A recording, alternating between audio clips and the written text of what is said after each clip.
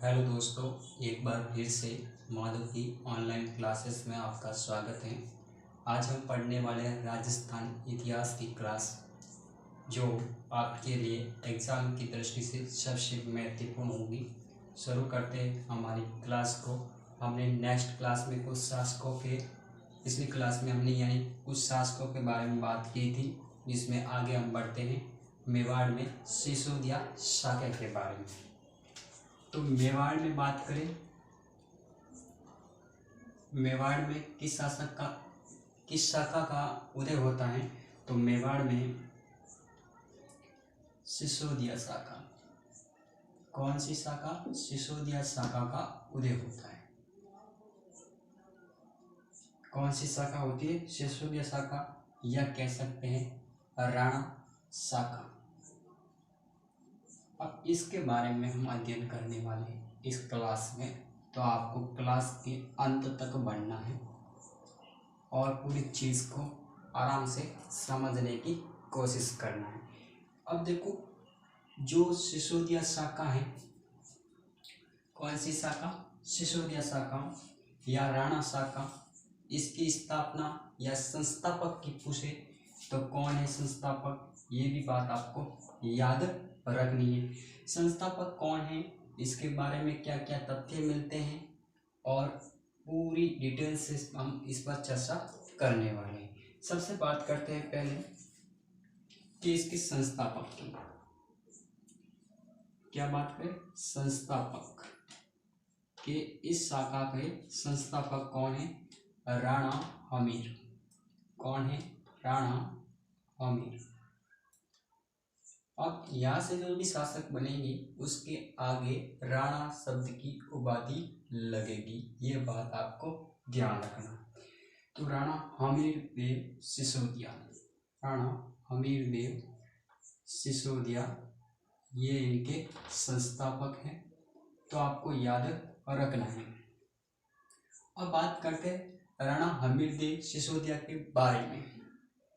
तो हमारा अगला शासक बनेगा राणा हमीर देव का जो शासन काल है, हमीर देव का शासन काल, हमीर देव का क्या शासन काल रहा है, उसके बारे में चर्चा करेंगे। हमीर देव के पिता का नाम क्या था? सबसे पहला पूछा जा सकता है कि पिता कौन थे। पिता पूछे, कौन थे पिता? पिता थे अरिशी। कौन थे? अरिशी। बात आती है माता कौन थी, किसकी? राणा हमीर देव की। तो माता की बात करें तो माता आती है उर्मिला। माता कौन थी? उर्मिला। किसकी माता थी? राणा हमीर देव की।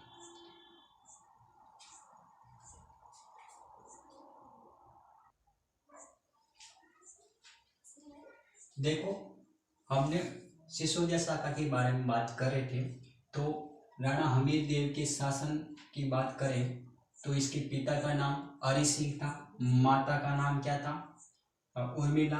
अब इसकी उपाधियां कौन कौन सी थी, इसके बारे में बात करें उपाधियों की, तो उपाधियां कौन कौन सी थी ये भी आपको याद रखना है।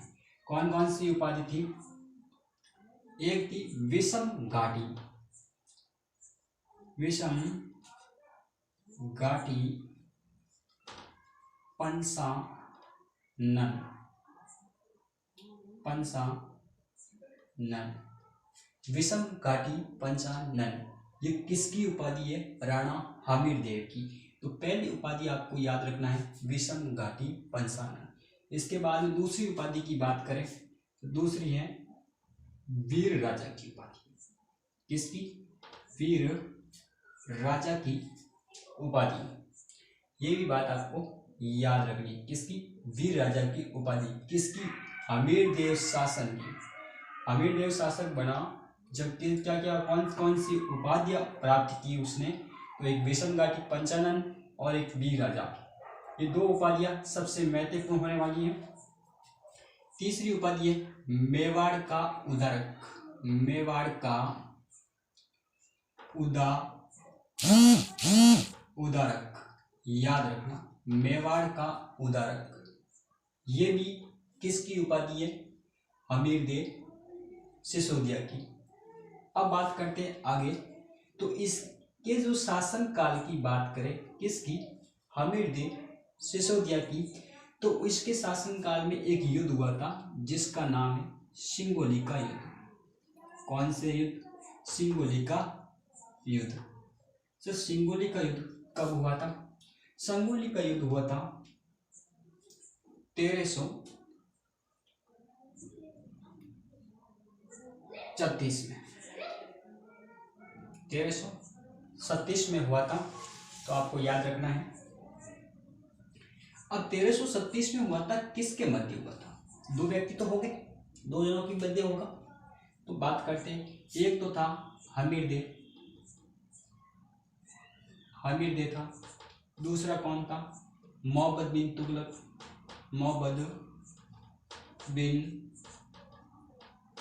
तुगलक था। दोनों के बीच में सिंगोली का युद्ध हुआ। अब सर इसमें विजय किसकी हुई? तो विजय किसकी होती है? हमीरदेव सिसोदिया की विजय होती है। अब बात करें कि हमीरदेव अपने शासन काल में, इनका शासन काल की बात करें तो शासन काल आपको याद रखना है 1326 से लगाकर 1367, यह इनका शासन काल में। इनके शासन काल में एक मंदिर की निर्माण किया इन्होंने। कौन से मंदिर की निर्माण किया? एक मंदिर बनवाया, मंदिर निर्माण कार्य किया, यानी करवाया। कौन से मंदिर का निर्माण? अन्नपूर्णा माता का। किसका? अन्नपूर्णा माता का मंदिर, याद रखना।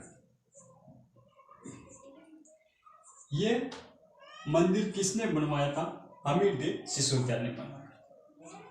तो हमीरदेव सिसोदिया के बारे में इतनी सी जानकारी आपको याद रखनी है। आगे बढ़ते हैं दूसरे शासक के बारे में, जिसका नाम आता है चैत्र सिंह या खेता। चैत्र सिंह को क्या बोल सकते हैं? खेता। तो आगे बढ़ते हैं हम। देखो, सिसोदिया शासक के बारे में पढ़ रहे हैं, तो इसके संस्थापक को आपको याद रखना है, हमीरदेव सिसोदिया। अब इसके बाद में अगला शासक बनता है चैत्र सिंह। कौन सा शासक बनता है? चैत्र सिंह, या कह सकते हैं हम खेता। चैत्र सिंह या कह सकते हैं खेता। तब इसका शासन काल कब था? जब 1367 के बाद में बात करें, 1367 से 1382 तक इनका शासन काल था। किसका? चैत्र सिंह या खेता का। अब इनके समय क्या क्या हुआ? इनके समय मालवा और मेवाड़ के मध्य संघर्ष पैदा हुआ। मालवा और मेवाड़ के मध्य क्या पैदा हो गया? संघर्ष। ये मतलब मालवा और मेवाड़ के मध्य संघर्ष की शुरुआत किस शासक से होती है? चैत्र सिंह या खेता के शासक। शासन काल आपको याद रखना है 1367 से 1382 तक। अब देखो, मालवा का शासक कौन था? मेवाड़ का शासक तो ये चैत्र सिंह, और मालवा का शासक था दिलावर खां।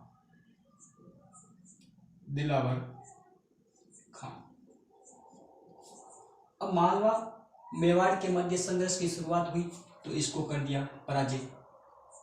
किसने किया पराजय? चैत्र सिंह ने किया। मालवा के शासक दिलावर को खां को क्या कर दिया? पराजय कर दिया। ये आपको याद रखना। और इनके पुत्र की बात करें, इनके पुत्र का नाम क्या था सर? इनके पुत्र राणा लाखा। राणा लाखा मतलब लक्ष्य सिंह, दूसरा नाम कैसे कह सकते हैं? लक्ष्य सिंह। ये शासक बनता है इनके बाद में। तो चैत्र सिंह का इतना ही आपको याद रखना है कि इनके शासन काल में मालवा और मेवाड़ के मध्य संघर्ष की शुरुआत हुई और मालवा के शासक दिलावर खां को पराजित करा और इनके पुत्र का नाम पूछे राणा लाका था और जिसे लक्ष्य सिंह कहा जाता है। समझ आ रहा है? आगे बढ़ते राणा लाका और लक्ष्य सिंह के बारे में पढ़ते हैं। देखो, राणा लाका या कह सकते हैं लक्ष्य सिंह। देखो, राणा लाखा और लक्ष्य सिंह की बात करें, इनका शासन काल आता है वो आता है 1382 से लगाकर 1421 तक।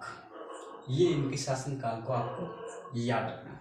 इसके शासन काल में क्या क्या बातें हुई वो आपको याद रखना है। देखो, पहली बात, इनके शासन काल में चांदी की खान मिली। चांदी की खान मिली, ये कई बार हमने पढ़ा है और एग्जाम में भी पूछा है कि किस शासन काल में चांदी की खान मिली, तो राणा लाका के शासन काल में। अब कहाँ पर मिली ये भी आपको याद रखना है, जावर। और जावर कहाँ पर है सर? उदयपुर में। जावर कहाँ है? उदयपुर में। ये बात भी आपको याद रखना है। किसकी बात कर रहे थे? राणा लाका की। राणा लाका ने के शासन काल में ही पिछोला झील का निर्माण हुआ। किसका निर्माण हुआ? पिछोला झील का। सर, पिछोला झील का निर्माण किसने करवाया? राणा लाका के शासन काल में पिछोला झील का निर्माण होता है। निर्माण किसने करता है? एक बंजारे द्वारा निर्माण करवाया जाता है। तो इसका निर्माण किसने किया? एक बंजारे ने किया। निर्माण की बात करें तो निर्माण किया है बंजारा, और बंजारा का नाम क्या था? विष्णु। ये भी आपको याद रखना। राणा लाका के शासन काल में पिछोला झील का निर्माण होता है, इतना याद रखना। पिछोला झील के निर्माण के समय मेवाड़ का शासक कौन था? तो राणा लाका। ऐसे भी प्रश्न पूछा जा सकता है, तो किसी भी तरीके से प्रश्न पूछे, लेकिन आपको आंसर के लिए तैयार रहना है। और क्या बातें हुई राणा लाका के बारे में? अब देखो, इसके दरबारी कौन कौन थे? बात आती है दरबारी की। सर, दरबारी था, एक था धनवेश्वर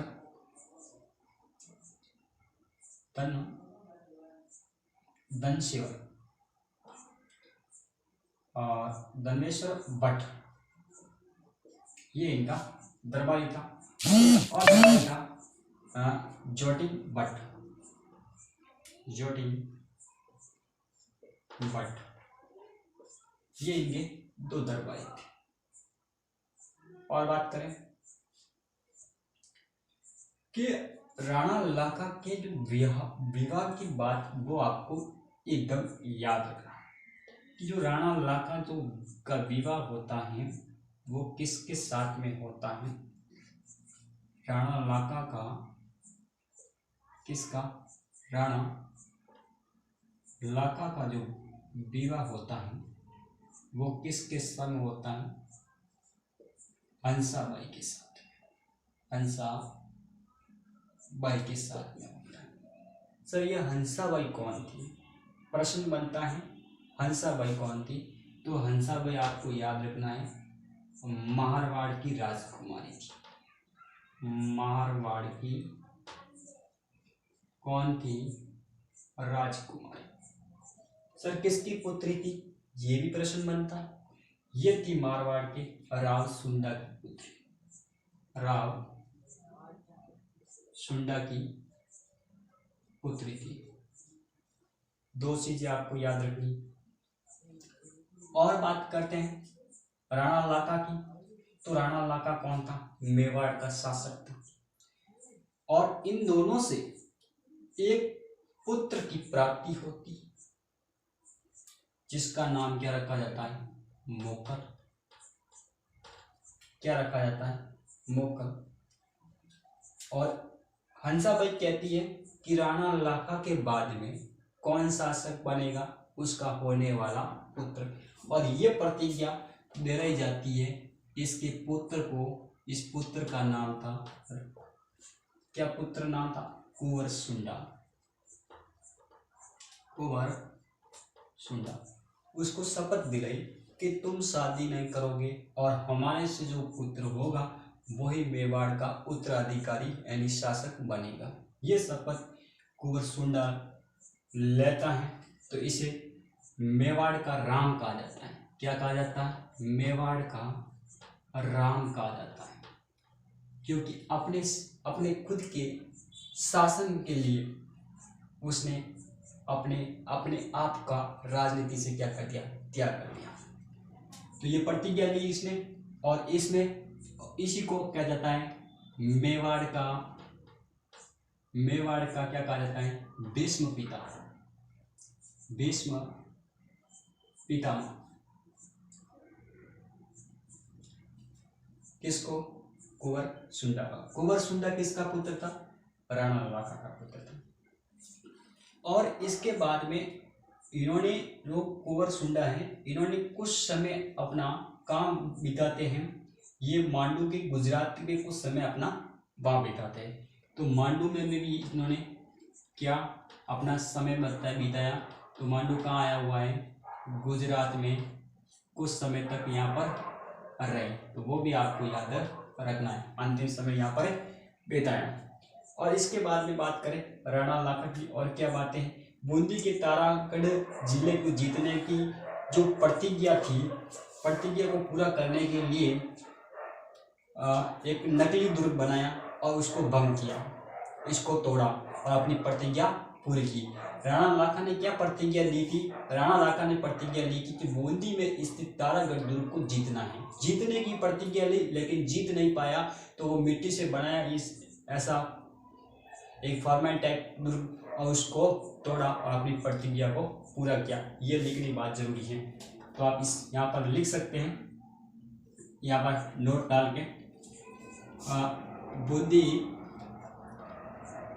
के तारागढ़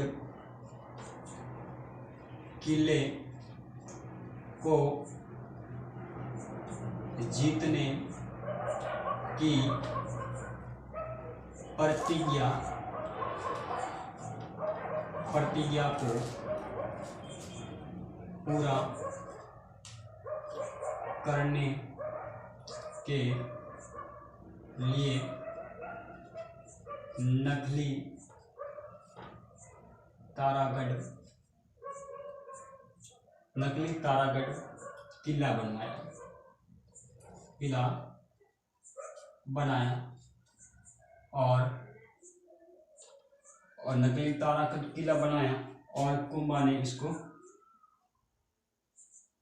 तोड़ा और मारा। तो ये सारी बातें आपको याद रखनी है।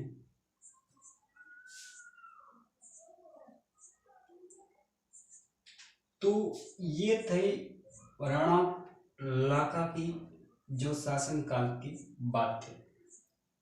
राणा लाखा के काल में सांदी की खान मिली जो उदयपुर में है। पिछोला झील का निर्माण हुआ और दरबारी धनेश्वर भट्ट और जोटिंग भट्ट और विवाह राणा लाखा का हंसाबाई के साथ में हुआ। उसका पुत्र मोकल विवाह के पश्चात हुआ।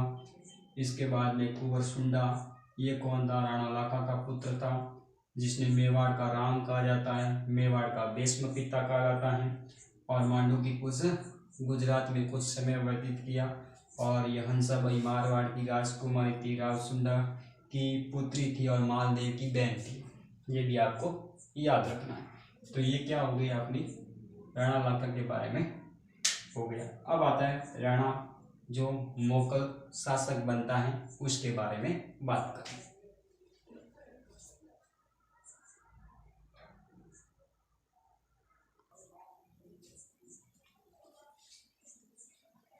राणा मोगल की बात करें तो संरक्षण कुंवर सुंडा, दरबारी योगेश्वर भट्ट और विष्णु भट्ट।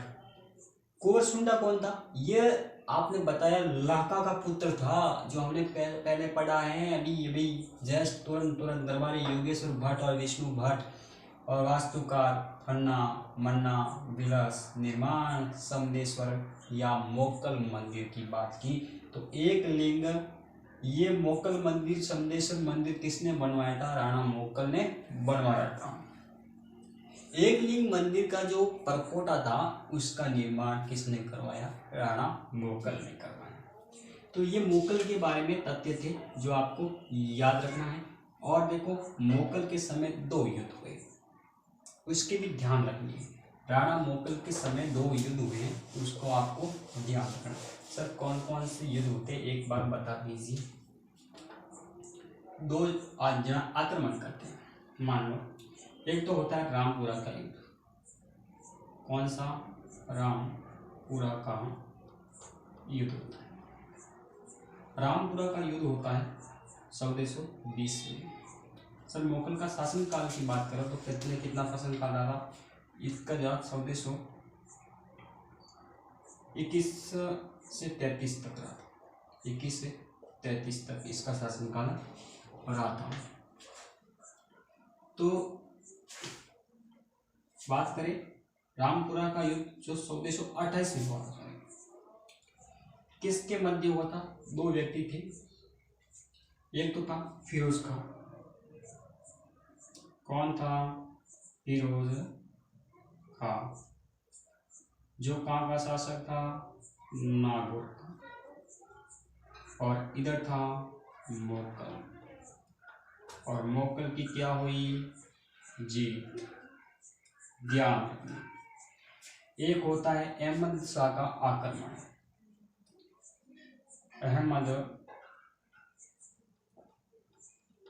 अहमद शाह का आक्रमण होता है। अहमद शाह का आक्रमण होता है। अब देखो एक तरफ तो क्या हो गई? अहमद शाह,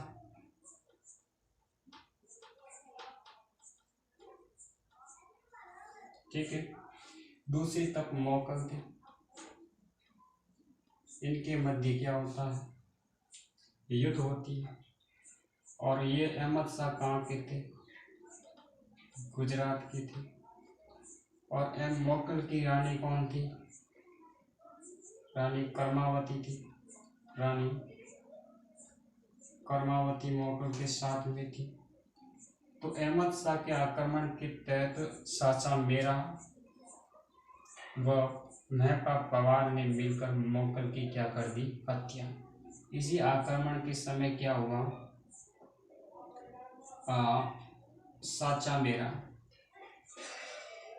चाचा मेरा और एक था महपा पवार और इन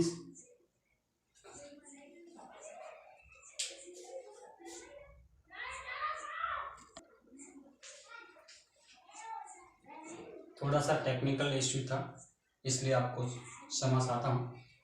देखो चाचा मेरा महपा पवार ने इन सब ने मिलकर क्या कर दिया? मोकल की हत्या की। किसकी हत्या की? मोकल की। ये आपको याद रखना है। फिर ये सारी बातें मोकल से संबंधित हैं, वो आपको याद रखना है। अगली हम नेक्स्ट क्लास में राणा कुंभा के बारे में बात करेंगे और आगे कंटिन्यू क्लास करेंगे। आज के लिए इतना ही, क्योंकि ऑफलाइन क्लास भी होती है उसमें भी आपको जाना पड़ता है। तो इतना ही, आप जितना हमसे हो पाता है, जितना आपको देने की कोशिश करते हैं, आप क्लास को लाइक करें, शेयर करें, अपने दोस्तों के साथ शेयर करो। और चैनल पर पहली बार हो तो विजिट शुरू करें, यानी सब्सक्राइब करना आपका काम करते हुए हैं। तो जब तक अपना बड़ा सा परिवार होगा तो हम बढ़िया तरीके से और मेहनत कर पाएंगे आपके सामने। तो मिलते हैं हम नेक्स्ट क्लास में बिना किसी देरी के साथ में। जय हिंद।